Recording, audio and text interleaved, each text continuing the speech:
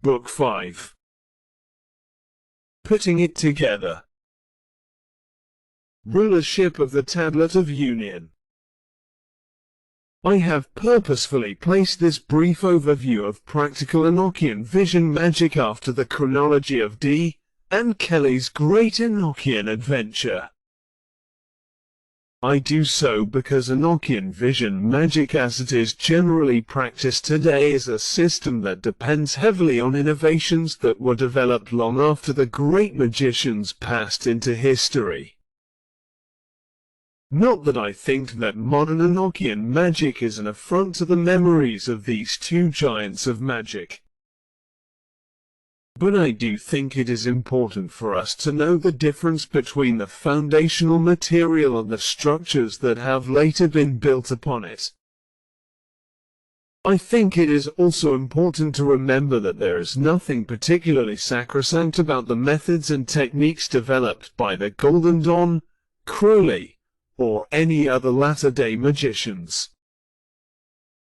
Enochian vision magic as practiced today can be divided into two broad categories, elemental and etheric.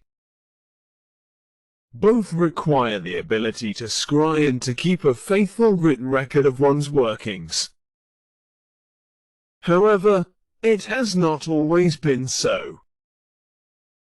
Indeed, I would never encourage any magician, especially in the early stages of his or her Enochian career, to neglect either branch of Enochian exploration. I spent many years honing my visionary skills by exploring the elemental worlds that not only make up my physical, mental, and emotional environment but also actually represent everything that my limited senses tell me is me.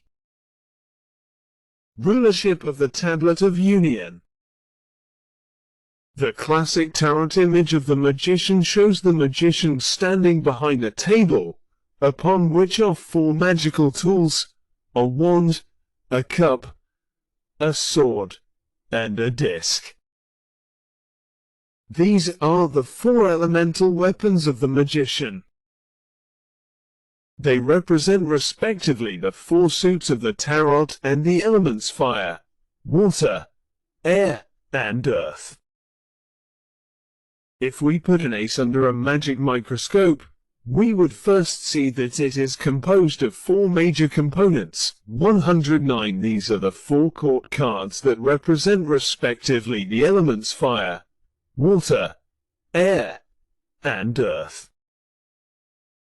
For example, if we put the Ace of Wands under our magic microscope, we would see that it was composed of the King of Wands, the Queen of Wands, the Prince of Wands, and the Princess of Wands.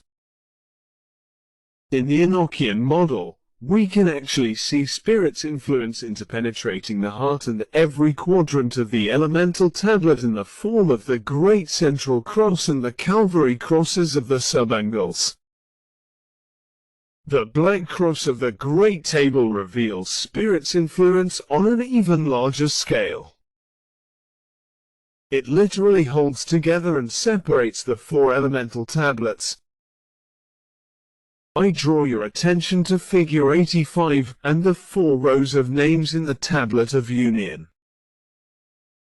Air, H, the world of water, Nanta, earth, and Bitum. Now let's look at the 5 columns of the Tablet of Union. The leftmost column is made from the 4 first letters of the names, giving us the name Ain. At the top of this column is a little circle with spokes inside. This is the symbol of Spirit. It tells us that Ain is the column of Spirit and the essence of the entire tablet. Obviously, the angelic entity described by the letters Ain is profoundly powerful. It is a name that represents and contains within itself the entire Great Table and all the angelic forces within it. E represents the elemental tablet of air, H the elemental tablet of water, N the elemental tablet of earth, and B the elemental tablet of fire. In a real sense, the remaining 16 letters all live inside AIM in just the same way the 16 court cards of the tarot live inside their aces. Put E under a microscope and see the letters up. Put H under a microscope and see coma. Put N under a microscope and see enter. Put B under a microscope and see item.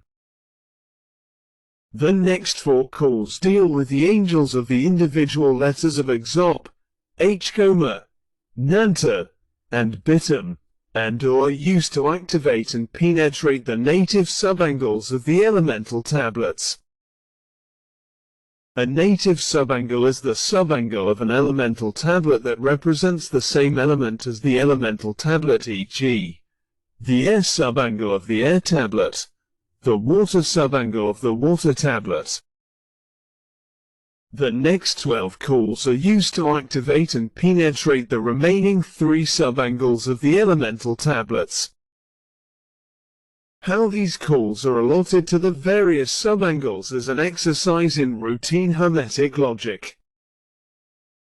When I work with the angels of the elemental tablets of the Tablet of Union, I simply have my 4 colored elemental tablets on a table before me and place my small Tablet of Union on the top of them in the center. Now on to the business of actually doing Enochian vision magic.